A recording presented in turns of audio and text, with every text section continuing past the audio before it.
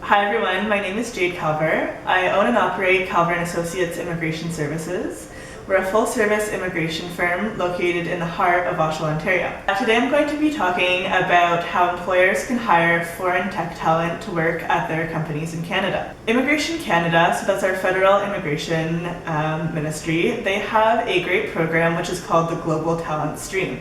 It was launched a few years ago and it allows innovative, usually tech-based firms to hire tech foreign workers to work at their companies in Canada short term. In order to qualify, so if you're reading online, there are two categories. There's the category A of the stream or category B.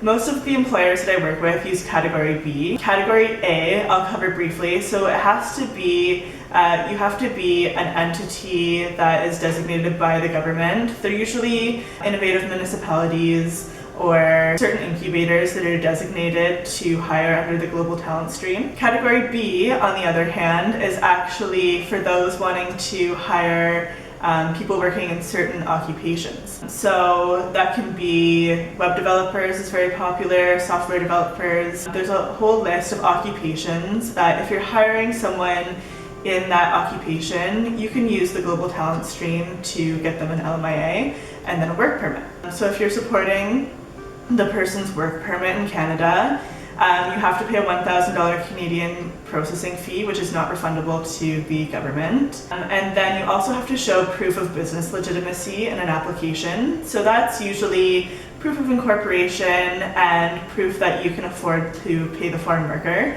I usually provide an attestation from your accountant to show that you can afford that salary. As part of the application, there's also what we call a labor market benefits plan. And so what they really like to see here is that you're creating jobs from hiring this senior tech person. There are a host of different activities listed on the website that you can use as part of your labor market benefits plan. But in our experience, it really helps if you show that you're going to create some co-op opportunities or a junior role in your company in order to help support this foreign worker who's there and help with the Canadian economy, of course. You don't have to show any recruitment, so you don't have to advertise the position, which is really nice. It's a great part of the application. Lastly, lots of people, they always ask about how much do I have to pay this foreign worker. So it depends on the occupation is the answer. So we have in Canada what's called a median prevailing wage for each region, for each occupation.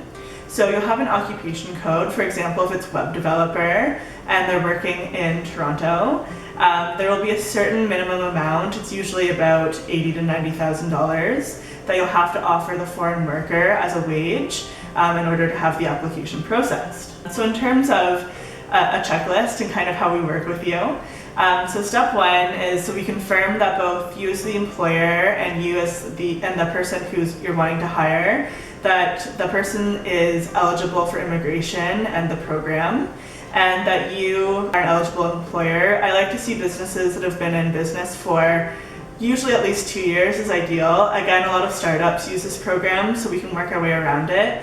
But ideally, you've been in business for a couple of years. Step two, so we help you to fill the application forms for the candidate, and that includes the labor market benefits plan. Again, we also like to include in the application proof that you actually have work for the foreign worker. We find that we get a lot of pushback from ESDC in terms of providing proof that you have something for the foreign worker to work on. Especially you have to be careful in some tech positions, depending on the software they're working on. They prefer that it's proprietary to the firm.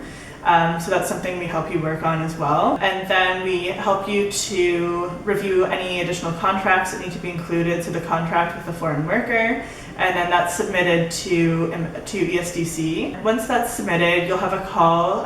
We usually assist our employers with the call. And the program officer will go over the details of the application.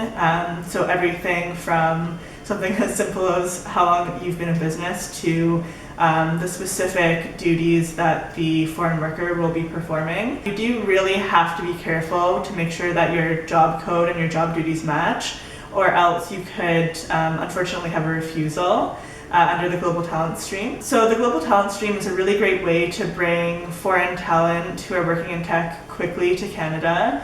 You can also use it to hire people who are already working in Canada to help them extend their stay. If you have any questions about helping your foreign tech workers either stay or come to Canada, we'd be happy to assist. You can find us online at calvarimmigrationservices.com.